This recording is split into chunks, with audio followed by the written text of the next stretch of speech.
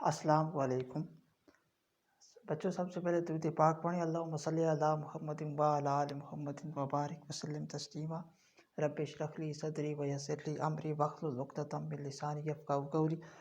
बच्चों, आज की जो वीडियो है वो आपके एंट्री टेस्ट में यूनिवर्सिटी के MCQs आते हैं। जो एटॉमिक स्ट्रक्चर का चूँकि हमने चैप्टर ख़त्म किया है, वो चैप्टर उस हवाले से जो MCQs आपके एंट्री टेस्ट में आते हैं वो हम आपको सॉल्व कराएंगे। वेरी इंपॉर्टेंट MCQs हैं ये। लेकिन उससे पहले एक बात बच्चों, इससे जो पहली वाली वीडियो है उसमें एक क्वेश्चन MCQ टाइप का सॉल्व किया है हमने, और उसमें मैंने एक बात की है कि 1 जूल इज इक्वल टू 10 की पावर 7 अर्ज। ठीक है, तो मेरे शायद उस वीडियो में इस तरह लिखा है जूल, तो ये गलत है बच्चों, ये करेक्ट है। तो पिछली वीडियो में ये मेरी मिस्टेक थी, मैंने ये बात नोट की है। तो ये वाला वैल्यू बच्चों, ऊपर वाली वैल्यू करेक्ट है, ये आप नोट करेंगे, इसको आप नोट्स में डालेंगे। ठीक है। अच्छा, वो थोड़ी सी मेरे दिमाग में इंटरमिक्सिंग हो गई तो बात गलत हो गई थी। 1 जूल इज इक्वल 10 की पावर 7 बच्चों, ये अर्ज होता है वो वेरी स्मॉल यूनिट होता है। 10 की पावर 7 अर्ज होंगे तो तब वो 1 जूल के बराबर होगा। ठीक है, बाकी वो सारा क्वेश्चन ठीक कराया है, उसका आंसर भी आपको ठीक बताया है सॉल्व करके। अच्छा चलिए, अब यहाँ से आगे चलते हैं, हम सॉल्व करते हैं बातें। बच्चों देखें, पहला क्वेश्चन अगर आप देखें, आपको नज़र आ रहा हो तो मैं पढ़ के आपको बताता हूँ। N electron has N value 3। N की वैल्यू 3 क्या मतलब? Principal quantum number. PQ मतलब प्रिंसिपल क्वांटम नंबर। एन की एक इलेक्ट्रॉन है जिसकी प्रिंसिपल क्वांटम नंबर की वैल्यू 3 है। The number of its subshells and orbitals would be, तो इसके जो सब शेल है वो कितने होंगे, ये एक बात आपने बतानी है। और इसके ऑर्बिटल कितने होंगे ये बात आप, 4 ऑप्शन आपके सामने मौजूद है, 3 एंड 5, 3 एंड 7, 3 एंड 9, 2 एंड 5। बच्चों पॉज करके खुद से पहले सॉल्व करने की कोशिश करें, फिर उसके बाद हम आपको ये वाला क्वेश्चन सॉल्व कराते हैं। क्वेश्चन नंबर 1 देखना है, यहाँ से ये यहाँ तक, ये क्वेश्चन नंबर 1 है। ठीक, चलें चलें बच्चों सॉल्व करते हैं इसको। एन इलेक्ट्रॉन हैज़, एन की वैल्यू 3, एन की वैल्यू 3 है। तो यहाँ आपको दिखाई पड़ रहा होगा, मैं आपको यहाँ सॉल्व करके देता हूँ। क्वेश्चन नंबर 1 जो है उसका एन की वैल्यू 3 क्या मतलब? प्रिंसिपल क्वांटम नंबर की वैल्यू 3 है। प्रिंसिपल क्वांटम नंबर किसको जाहिर करता है? शेल्स को। एन की वैल्यू 3 का क्या मतलब? प्रिंसिपल क्वांटम नंबर, और प्रिंसिपल क्वांटम नंबर किसको शो करता है बच्चों? शेल्स को।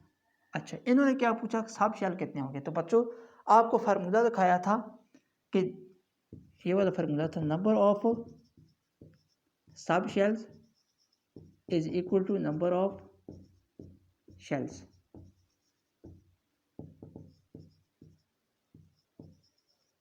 Number of sub shells in a shell is equal to number of shells, कि जितना शेल नंबर होगा उसमें उतने सब शेल होंगे। दूसरा शेल है तो उसमें 2 सब शेल होंगे।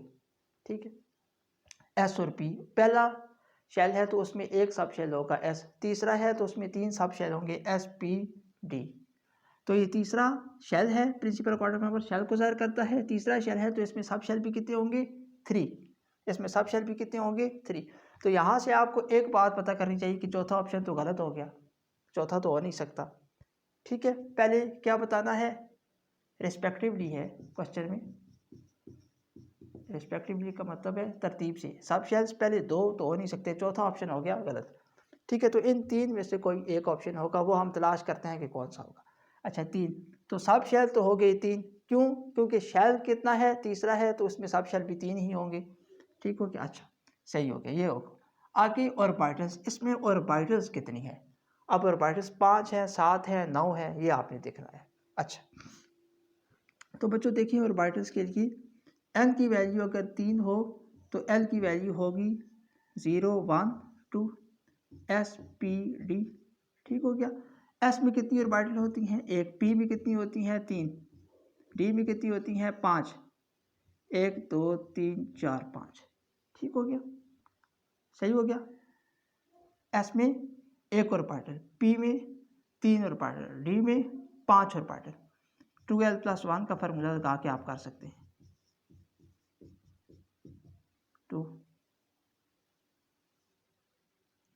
2l 3 6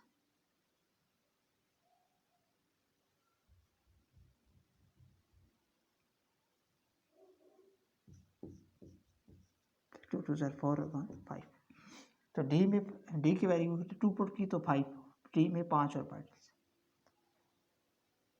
ठीक हो गया। अच्छा, अब इन्होंने कहा कि इसमें ऑर्बिटल्स कितनी है, तीसरा जो शेल है उसमें कितनी ऑर्बिटल है, तो गिन लें। 5 ये हो गई, 6 7 8 और 1 9। तो 3 एंड 9 वाला जो ऑप्शन है, ऑप्शन नंबर सी बच्चों, ये इसका करेक्ट ऑप्शन है, 3 एंड 9। तो इसमें 5 इसकी, 3 इसकी, 5 6 7 8 और 1 9 ऑर्बिटल। समझ आ गई आपको। अच्छा, अगला क्वेश्चन करते हैं अब।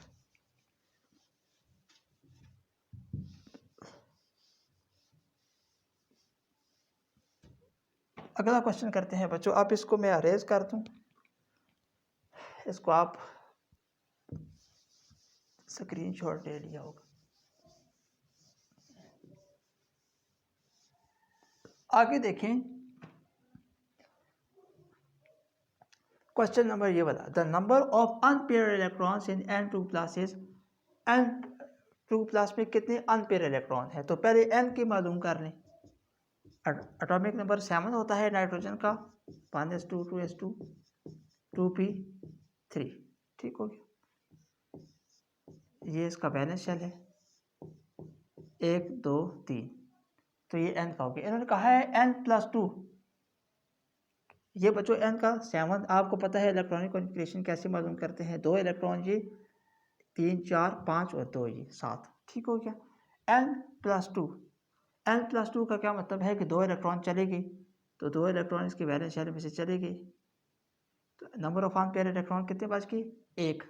तो ऑप्शन सी इसका करेक्ट ऑप्शन है। ठीक है, आगे ये वाला पहले देख लें। The electronic configuration of element is, ये इलेक्ट्रॉनिक कॉन्फ़िगरेशन है, this represents excited state, ground state, cationic state, anionic state. बच्चों ये एक इलेक्ट्रॉनिक कॉन्फ़िगरेशन दी हुई है एक एलिमेंट की, और कह रहा है कि ये कौन सी स्टेट है। ठीक है, कौन सी स्टेट है। तो सुने, कैटायनिक और एनायनिक स्टेट तो ये नहीं हो सकती, क्योंकि बच्चों कैटायनिक स्टेट जो होती है, कैटायनिक स्टेट जो होती है, electronic configuration of element is 1s2 2s2 2p6 3s2 3p6 3d5 और 4s1। कैटायनिक स्टेट बच्चों जो होती है उसमें प्लस चार्ज होता है और उसमें इलेक्ट्रॉन निकल रहा होता है। यानी इलेक्ट्रॉन, जैसे मिसाल के तौर पर अभी जो हमने ये वाला मालूम किया, +2 मतलब 2 इलेक्ट्रॉन उसमें से चले गए। पहले आप इसको सम करें, 2 4 6 10 10 और 2 12 12 और 6 18 18 और 5 18 और 6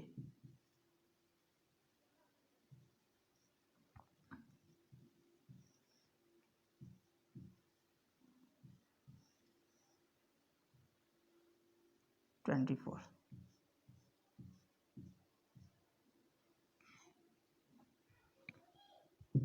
इसको नोट करें आप।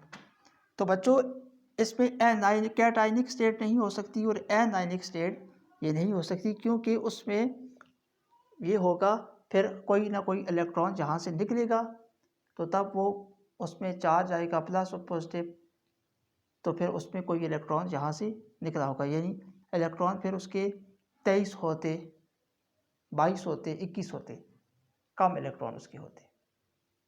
ठीक हो गया। अच्छा, तो इसका electronic configuration of element cationic और एनायनिक स्टेट नहीं हो सकती। कौन सी होगी, एक्साइटेड स्टेट होगी क्या,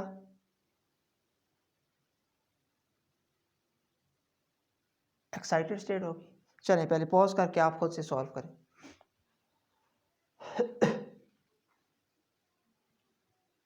पॉज करके खुद से सॉल्व करें बच्चों, पॉज करके खुद से सॉल्व करें इसको।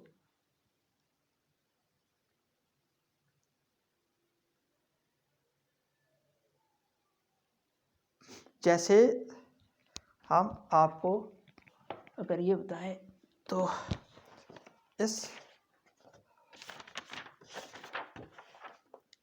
24 एटॉमिक नंबर किसका होता है बच्चों? Cr का, क्रोमियम का। क्रोमियम का एटॉमिक नंबर 24 होता है क्रोमियम का। अच्छा ठीक है, तो 24 इसका एटॉमिक नंबर है।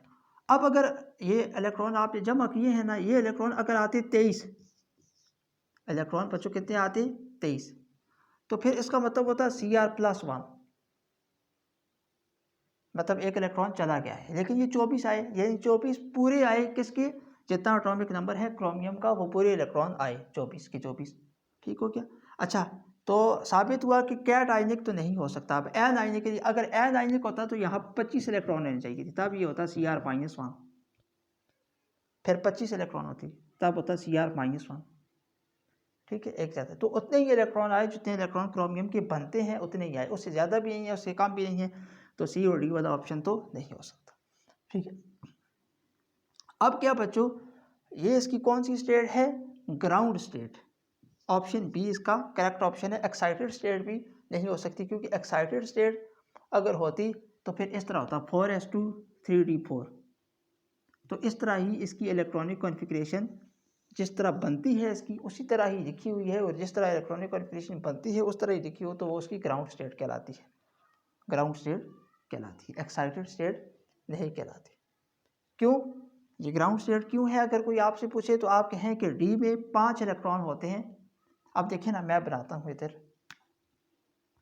एस का बनाता हूँ, या फिर डी का बनाता हूँ इधर 1 2 3 4, 1 2 3 4 5, 1 2 3 4 5, ये डी की बनाए, एस की बनाए। अब एस भी हाफ फील्ड है, हाफ फील्ड है यानी आधा फील्ड है, और डी भी हाफ फील्ड है। तो हाफ फील्ड जो ऑर्बिटल्स होते हैं वो मोर स्टेबल होते हैं, वो मोर स्टेबल होते हैं। तो ग्राउंड स्टेट की जो इलेक्ट्रॉनिक कॉन्फ़िगरेशन होती है वो मोर स्टेबल होती है as compared to excited state. तो इसका ऑप्शन बी जो है करेक्ट ऑप्शन है।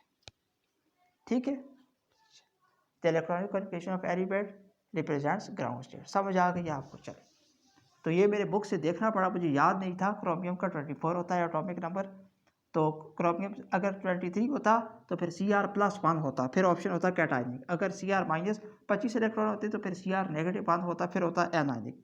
लेकिन 24 ही आ रहे हैं, तो ये इसकी ग्राउंड स्टेट है। चलिए, इसको भी रेज कर। आखिरी क्वेश्चन है बच्चों, जो बहुत ही, आप पहले खुद से इसको सॉल्व करने की कोशिश करें। The increasing order for the values of E/m is, E/m मतलब चार्ज टू मास रेशो। ठीक है, तो ये 4 ऑप्शन हैं आगे। इंक्रीजिंग ऑर्डर का बताना है, यानी सबसे कम, फिर उससे ज़्यादा, फिर उससे ज़्यादा, फिर उससे ज़्यादा। ठीक है, चलिए सॉल्व करते हैं। Increasing order for the values of E/m is, चलिए देखिए बच्चों, E/m का मतलब होता है चार्ज टू मास रेशो। पहले हम 4 है ना, न्यूट्रॉन, प्रोटॉन और अल्फा पार्टिकल और इलेक्ट्रॉन, चारों के लिए हम करते हैं। जैसे पहले है न्यूट्रॉन, न्यूट्रॉन के लिए अगर हम करें तो न्यूट्रॉन के ऊपर आपको पता है चार्ज क्या होता है? 0। ठीक है, और इलेक्ट्रॉन का, न्यूट्रॉन का मास क्या होता है? 1। तो 0/1 0 आ जाता है। ठीक है, आगे करते हैं प्रोटॉन के लिए। तो प्रोटॉन बच्चों आपको पता है कि E/m प्रोटॉन के ऊपर चार्ज भी 1 होता है और मास भी प्रोटॉन का 1 होता है, 1 AMU होता है। तो इसका आंसर आ गया 1। चलिए ठीक है, आगे अल्फा पार्टिकल। अल्फा पार्टिकल की E/m मालूम करें तो अल्फा पार्टिकल के ऊपर He4 अल्फा पार्टिकल के ऊपर बच्चों चार्ज होता है +2, यानी हीलियम +2 चार्ज होता है इस पर, और इसका एटॉमिक नंबर होता है 4। मतलब कि मास नंबर होता है 4। हीलियम का मास नंबर क्या होता है? 4, और अल्फा पार्टिकल पर +2 चार्ज होता है, मास नंबर हो गया 4। तो 1/2 0.5 आ गया। चलिए आगे करते हैं बच्चों इलेक्ट्रॉन का। इलेक्ट्रॉन पार्टिकल, इलेक्ट्रॉन के ऊपर चार्ज क्या होता है? 1, और इलेक्ट्रॉन का मास क्या होता है? इलेक्ट्रॉन का मास क्या होता है बच्चों? तो जितना प्रोटॉन का कितना मास होता है? 1। तो जितना प्रोटॉन का मास होता है उसका 18, ये जो पहले 1 वैल्यू पुट की है ना यहाँ पर 1, ये 1 ये AMU में पुट की है, एटॉमिक मास यूनिट में, दूसरी तरह पुट नहीं की वैल्यू, ठीक है। AMU में वैल्यू पुट की, AMU में। दूसरी तरह क्या बनता है 1.6 × 10⁻⁻27 kg में पुट की, AMU में पुट की है। तो अब इसकी भी AMU में पुट करनी पड़ेगी, 1/1837, 1/1837 AMU। ये मास होता है बच्चों इलेक्ट्रॉन का, प्रोटॉन का होता है 1 AMU, और एक का 1837 आप हिस्से करें, 1 के 1837 हिस्से करें तो वो मास होता है किसका, इलेक्ट्रॉन का। इलेक्ट्रॉन का इतना स्मॉल मास होता है, प्रोटॉन का मास इससे बहुत ज़्यादा है। तो 1/1837 करेंगे तो ये नीचे वाली रकम ऊपर आ जाएगी, ये हो जाएगा 1837। तो आप इंक्रीजिंग ऑर्डर आप आसानी से बता सकते हैं, पहले 0 होगा, फिर 0.5, फिर 1 और फिर 1837। ठीक हो गया। अब ये ऑर्डर किस में है देखें, ये न्यूट्रॉन का है, ये अल्फा पार्टिकल का है, ये प्रोटॉन का है और ये इलेक्ट्रॉन का है। ये किस में बन रहा है बच्चों, डी ऑप्शन में। तो डी ऑप्शन इसका करेक्ट है। तो आई होप आपको समझ आई होगी बच्चों, कोई गलती होगी वो तो माफ़ करना, हमें नमाज की पाबंदी करते रहे।